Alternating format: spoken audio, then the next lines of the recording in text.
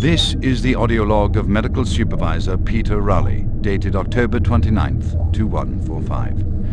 We have exhausted all known forms of drug treatment in hopes of finding a way to abate this strange outbreak of dementia, and I have yet to receive any additional data from the psychiatrists back on Earth. Options are quickly dwindling. Approximately 80% of all extraplanar participants exhibit signs of mild neuroses within the first 48 hours after returning from their expeditions. Within 72 hours, 75% of patients exhibit extreme signs of paranoid delusion and violence. We have isolated these cases in hopes of finding the pathogen. As yet, we can find no biological contaminants that would lead to such drastic changes in cognitive processing. It seems that whatever this pathogen is, it attacks higher brain functions and only leaves more basal functions in the lower brain stem. We've witnessed that a high percentage of subjects lose ability for rational thought and communication skills, and then the physical changes become evident. Subjects in this group appear to atrophy. Skin pales, muscles become slack, bone, teeth, and fingernails become almost translucent, veiny sinews of their former selves. I have never seen anything like this in my career. Our observations continue. This is the audio log of Medical Supervisor Peter Raleigh, dated November 1st, 2145. Patient 0432, a Private Steve Jensen of the UAC Darklight Armor Corps Division, expired today at 15:43 of a self-inflicted gunshot wound. This is approximately 110 hours after his return from expeditionary missions. Private Jensen was suffering from paranoid delusions and full-blown dementia. Treatment was unsuccessful. He was the last surviving member of his outfit. 4 other squad mates, who also came back with Private Jensen, expired from injuries suffered on that last mission shortly after their return. Before his death, Private Jensen was heard screaming in both English and other languages, something about demon hordes feasting on our souls. The other language was later discovered to be Aramaic. Due to security concerns in the area, I've secured some armaments within my office.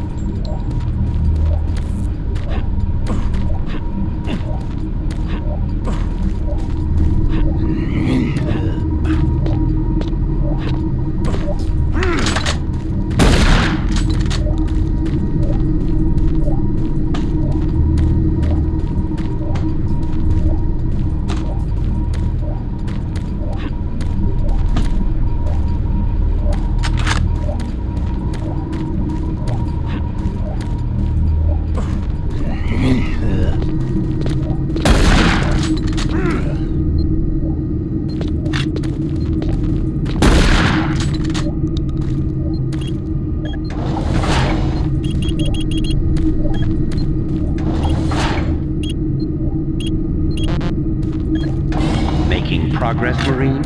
Your journey is futile. You will die, and your soul will be mine.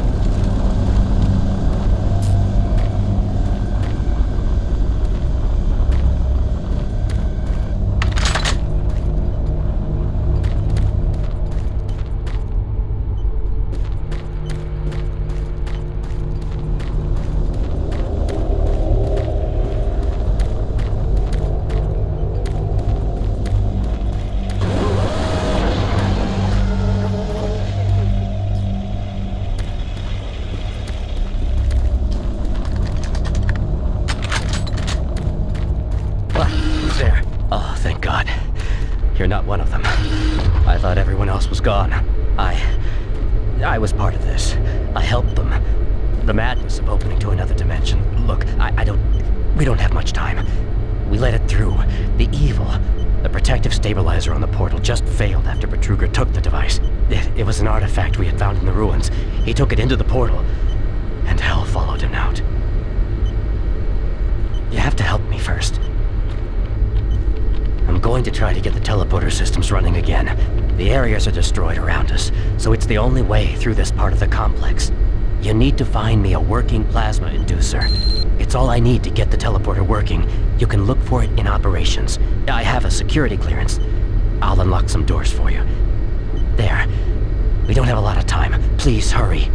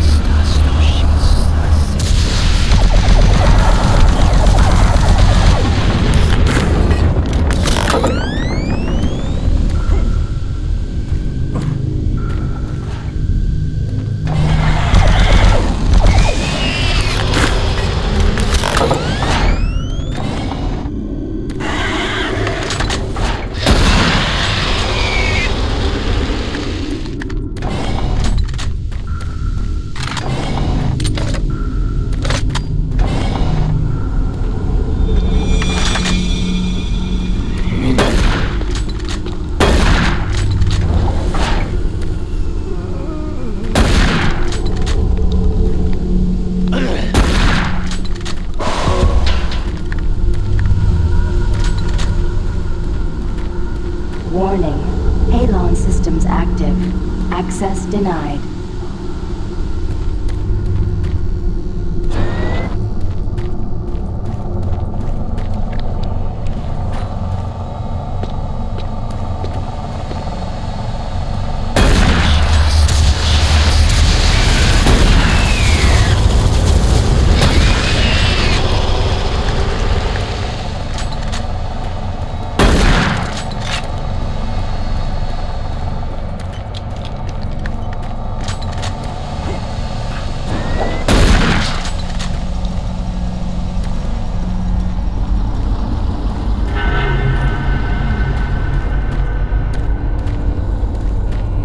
Medical report 16-8, dated November 2nd, 2155. Patient 043, a Private Steve Jensen of AC Darklight Armor Corps Division, expired yesterday at 15:43. Private Jensen was suffering from paranoid delusions and full-blown dementia. Treatment was unsuccessful. Initial psychiatric interviews suggested only mild psychosis with speech, motor activity and thought processes within normal range, paranoia being the only psychotic element directly evident. Reference interview G8A, Private Steve Jensen, October 18, 2145. UAC psychologist Dr. Hooper interviewing Steve Jensen, male, age 27. Steve, can you talk to me about the last few weeks, please? I don't want to talk. Well, I'm here to help you, Steve. I've tried talking. They think I'm crazy. You think I'm crazy. They, your colleagues, aren't doctors. Let me help you. Help! Nothing can help us. Prior sessions over a period of 72 hours reveal rapid deterioration of both physical and mental capacity, with behavior inconsistent with any known patterns. The patient was responsive for brief periods and had to be restrained during interviews. Reference Interview H-3-2, Private Steve Jensen, October 21st, 2145. Tell me what you see, Steve. I don't want to see it anymore. I don't want to feel it. They'll be here soon, and then you'll see it. Can you talk about what you see?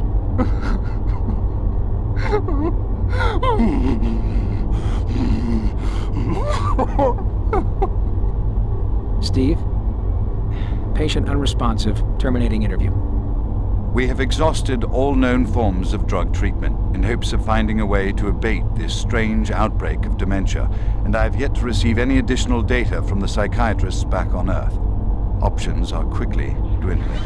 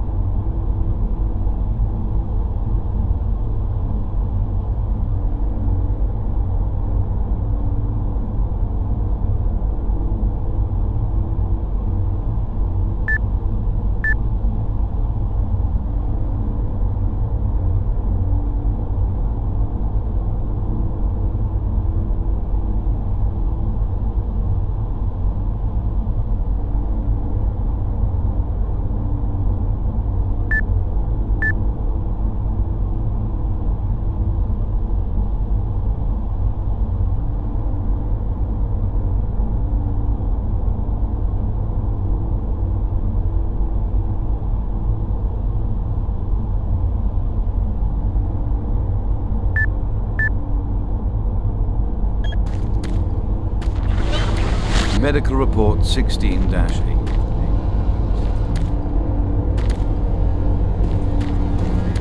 A Private Steve Jensen of the UAC Dark Light Armor Corps Division expired yesterday at 15.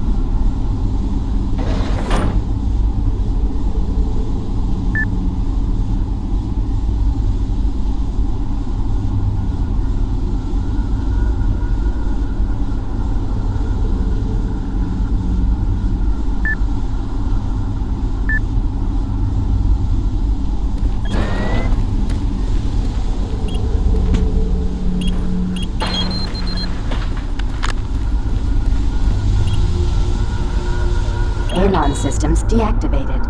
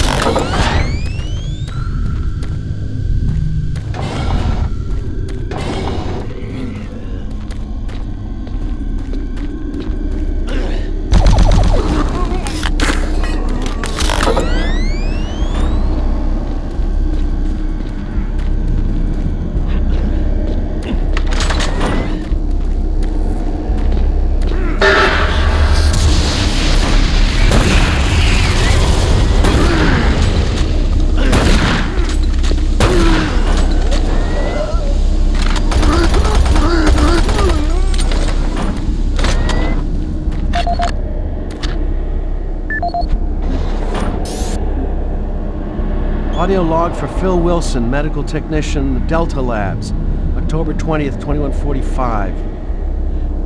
Today I witnessed the third test of the teleporter in the 3 weeks that I've been here. Volunteers are becoming harder and harder to come by, and it isn't difficult to see why. They all come back screaming like loons about demons, pools of blood. It's real fire and brimstone stuff. At first I wasn't paying much attention, just doing my job, but the last was Robert Clayton. Now, I met him my first day here. This guy chews up rocks and spits out gravel. He's tough as they come. Having to sedate him and drag his drooling body to the isolation room, it's really freaked me out. I'm gonna put in for a transfer as soon as I'm able.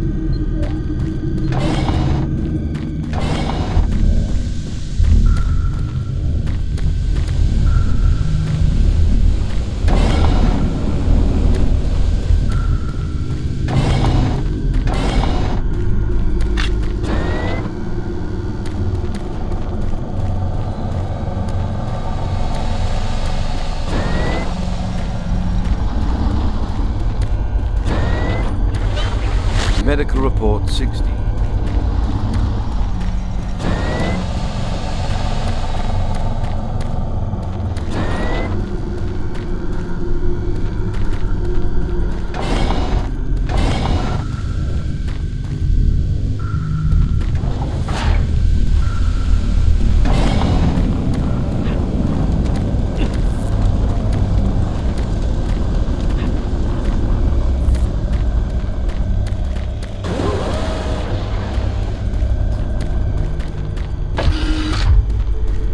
Excellent. That will get the teleporter working again. You don't have much time. You're going to need to teleport across the containment chamber. It's the only way through this part of the complex. Head into the chamber and initiate the sequence on the machine. I'll take care of the rest. I'm not going with you. Good luck. But before you go, I want you to take something. It's a journal I made about the experiments. Those things. It's all there. It'll explain everything. Give it to someone so this never happens again.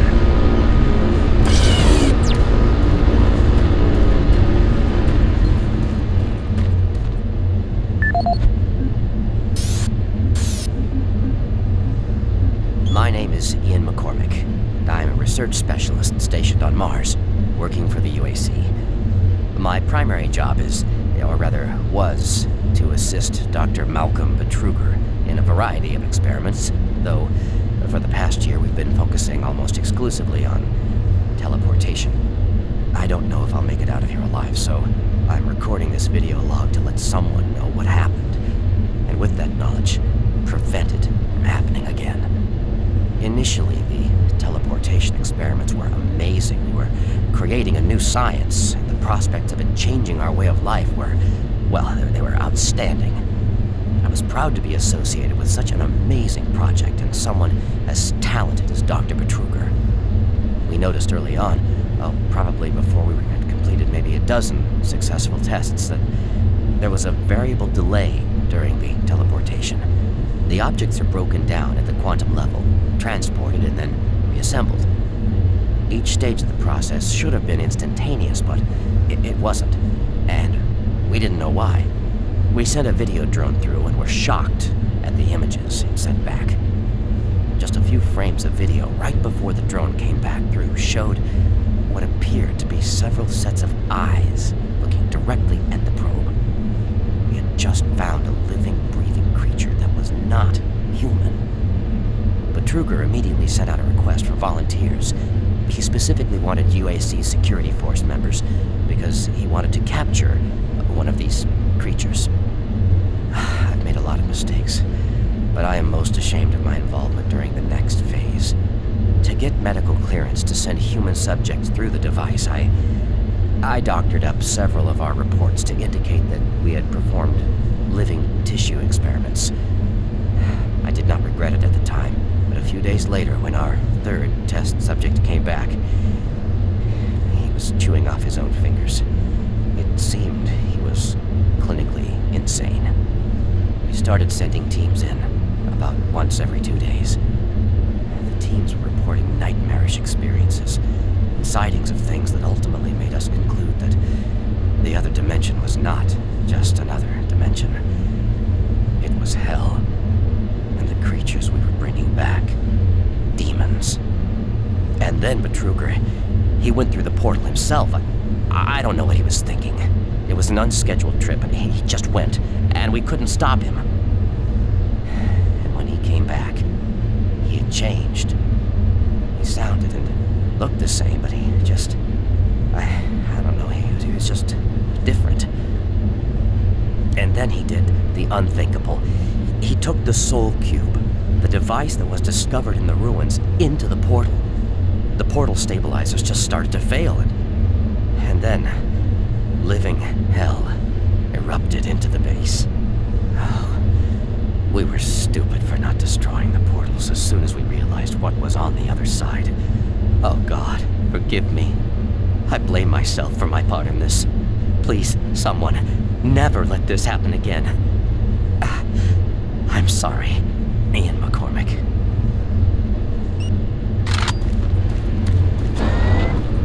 Decontamination process started.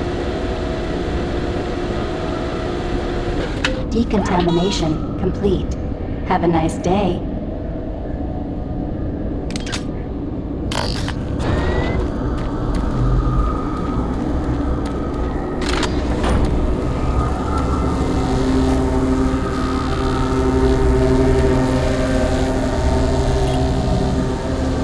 Systems activated. Teleportation will commence in T-minus 3, 2, 1.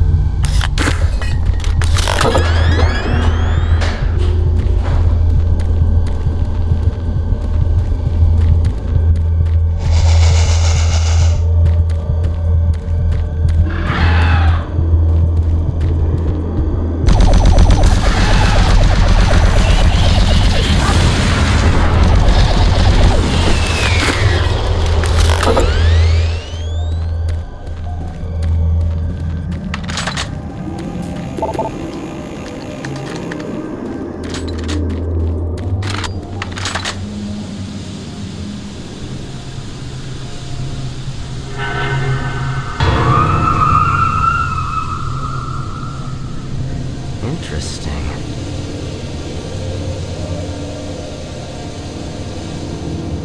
Ah, you surprised me. I'm glad to see you. I would have hoped they would have sent more than just one guy, though. I've been studying one of the specimens we brought back to see if there's something physiological that would be a weakness, a way to stop them. I found nothing so far. Haven't had enough time. I'm gonna stay here and keep looking. It's the only thing I can do. There are combat supplies in the storage cabinet in the next room. The code is 624. I hope you can use it.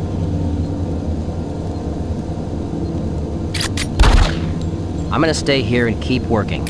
I'll upload my findings into the database.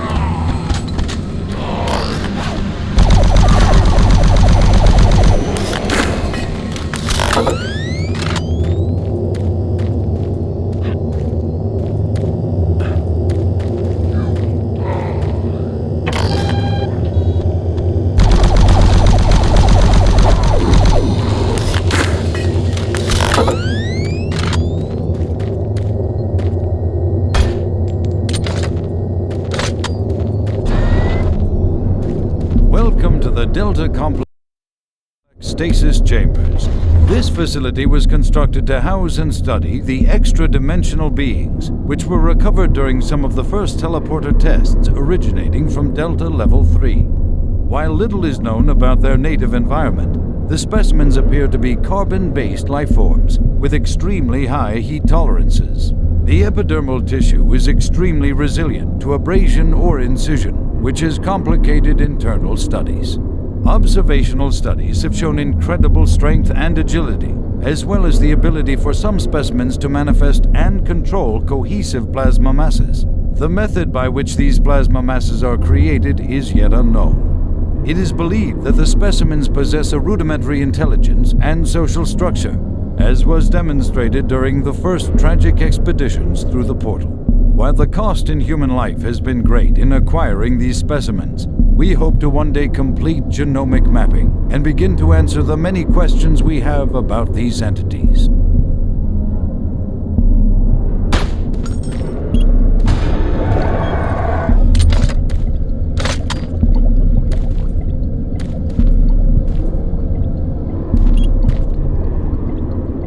Welcome to the Delta Complex Stasis Chambers.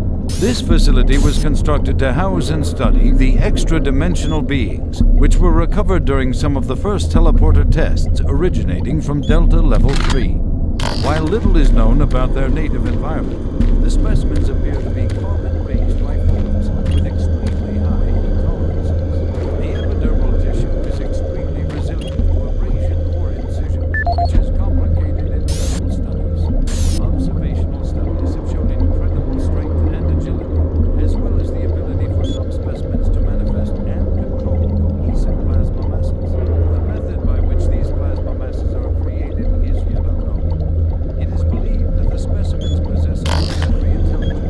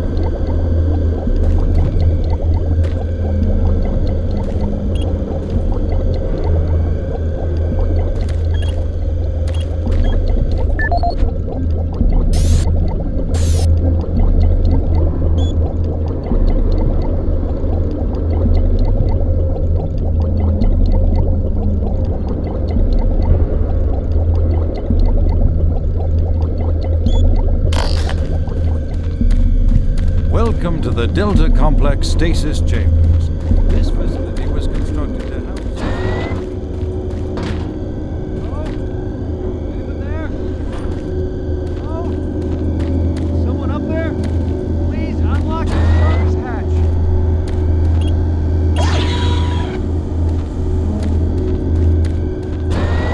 Tissue is extremely resilient to a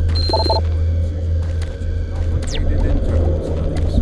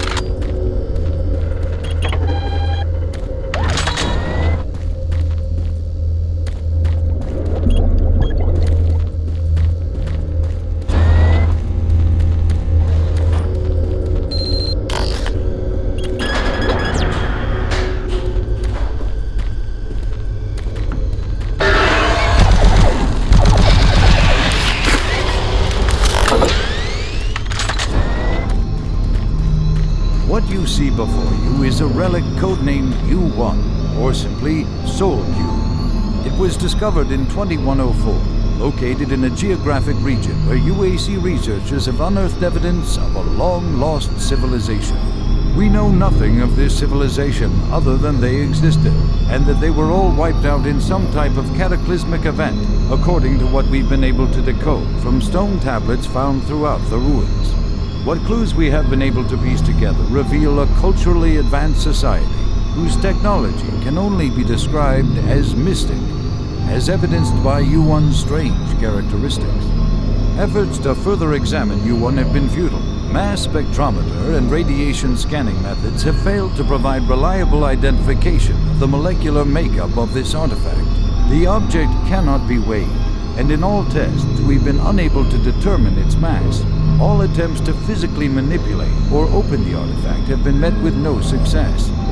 We also have had no success in deciphering the symbols adorning U-1. What we do know is that the thermographic readings are constant, unwavering temperature of 98.8 degrees Fahrenheit. Our research continues, and we hope that with continued investment and research, we can, one day soon, learn to exploit the technologies that make up U-1.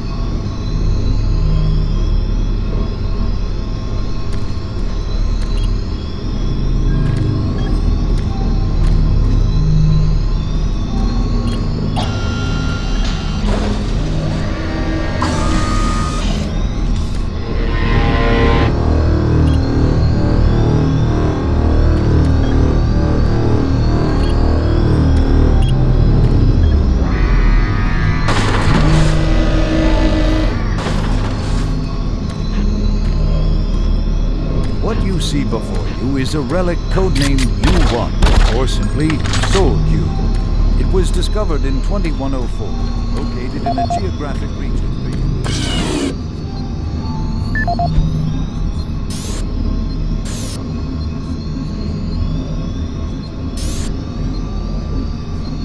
This is the audio log of Research Director Larry Bullman, October 19th, 2145. I've been examining the glyphs on the cube-shaped artifact, which some are calling the Sol Cube, and combined with previous research data, it is my conclusion the device is some sort of weapon. If the power fluctuations would stop long enough for me to get the linguistic CPU online, then I am sure my theory would be verified. You know, I'll take this opportunity to lodge yet another complaint about the continual power problems. Living in this godforsaken base is bad enough without having to watch the lights flicker constantly. It's just... Well, never mind. Back to the task at hand.